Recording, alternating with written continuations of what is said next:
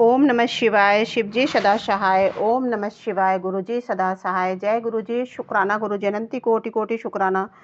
सभी संगत को जय गुरुजी। असंगत जी शिव पुराण कोटि रुद्र संहिता का पाठ चल रहा है। 5th अध्याय से लेके 7 अध्याय तक है और शुक्राना है गुरु पिता।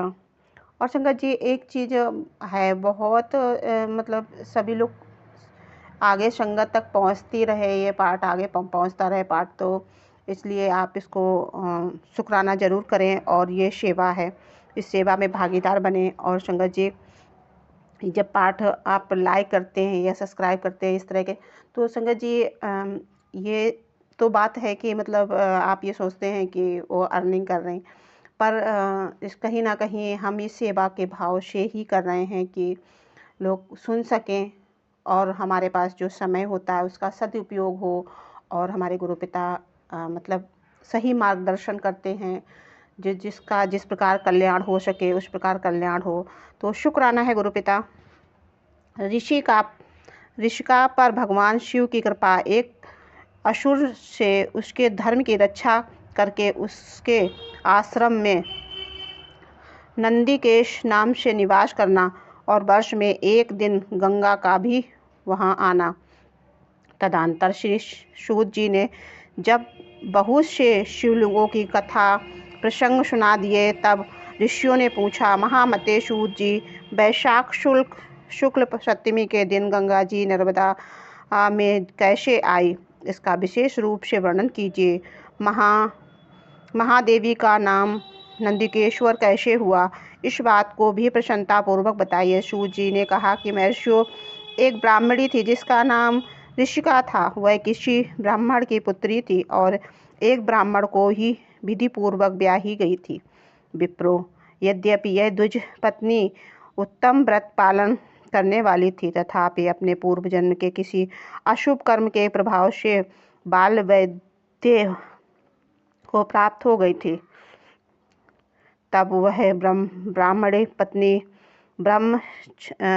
ब्रह्मचर्य व्रत से पालन में तत्पर हो पार्थिक पूजन पूर्वक अत्यंत कठोर तपस्या करने लगी। उस समय अवसर पाकर मूढ़ नाम से प्रसिद्ध एक दुष्ट और बलवान असुर, जो बड़ा मायावी था, कामवाण से पीड़ित होकर वहां आया। उस अत्यंत सुंदरी कामनी को तपस्या करती देख वह असुर उसे नाना प्रकार के लोभ दिखाता हुआ उसके साथ संभोग की याचना करने लगा। मुनिस्वरूप तुरंत उस उत्तम व्रत का पालन करने वाली, शिव के ध्यान में तत्पर रहने वाली वह साध्वी नारी काम भाव से उस पर दृष्टि न डाल सकी। तपस्या में लगी वह उस ब्राह्मणी ने उस असुर का सम्मान नहीं किया, क्योंकि वह अत्यंत तपोनिष्ठ और शिव ध्यान परायण थी। उस कृशांगी युवती ने तिरस्कार हो उस दैत्य राजमूढ़ के उसके ऊपर क्रोध प्रकट किया और फिर उसका विकट रूप उसे दिखाया। इसके बाद उस दुष्ट आत्मा ने भयदायक दुर्वचन कहा और उस ब्राह्मण पत्नी को बारंबार त्रास देना आरंभ किया। उस समय वह उसके भय से थर्रा उठी और उसके अनेक बार स्नेहपूर्वक शिव शिव की पुकार करने लगी। उस तनवंती द्विज पत्नी ने भगवान शिव का पूर्णतया आश्रय ले रखा था। शिव का नाम जपने वाली वह नारी अत्यंत विह्वल हो अपने धर्म की रक्षा के लिए भगवान शंभु की ही शरण में गई। तब शरणागत की रक्षा, चराचर की प्रतिष्ठा और उसकी ब्राह्मणी को आनंद प्रदान करने के लिए भगवान शिव वहां प्रकट हो गए। भक्त वत्सल परमेश्वर शंकर ने उस काम विहल दैत्यराज मूढ़ को तत्काल भस्म कर दिया और ब्राह्मणी की ओर कृपा दृष्टि से देखकर भक्ति की रक्षा के लिए दत्तचित्त हो कहा, वर मांगो। महेश्वर का यह वचन सुनकर उस साध्वी ब्राह्मण पत्नी ने उसके उस आनंद पूर्वक जनन मंगलमय स्वरूप का दर्शन किया। फिर सबको सुख देने वाले परमेश्वर शुंभ को प्रणाम करके शुभ अंतकरण वाली उस साध्वी ने हाथ जोड़कर मस्तक झुकाकर उनकी स्तुति की। ऋषिका बोली, देव महादेव शरणागत वत्सल, आप दीन बंधु हैं, भक्तों की सदा रक्षा करने वाले ईश्वर हैं। आपके मूढ़ नामक असुर ने मेरे धर्म की रक्षा की, असुर से मेरे धर्म की रक्षा की, क्योंकि आपके द्वारा यह दुष्ट असुर मारा गया है। ऐसा करके आपने संपूर्ण जगत की रक्षा की है। अब आप मुझे अपने चरणों की परम उत्तम और अनन्य भक्ति प्रदान दीजिए। नाथ, यही मेरे लिए वर है, इससे अधिक और क्या हो सकता है। प्रभु महेश्वर, मेरी दूसरी प्रार्थना भी सुनिए। आप लोगों के उपकार के लिए यहाँ सदा स्थित रहिए। महादेव ऋषि के तुम सदाचरणी और विशेषता मुझ में भक्ति रखने वाली हो। तुमने मुझसे जो जो वर मांगे हैं वे सब मैंने तुम्हें दे दिए हैं।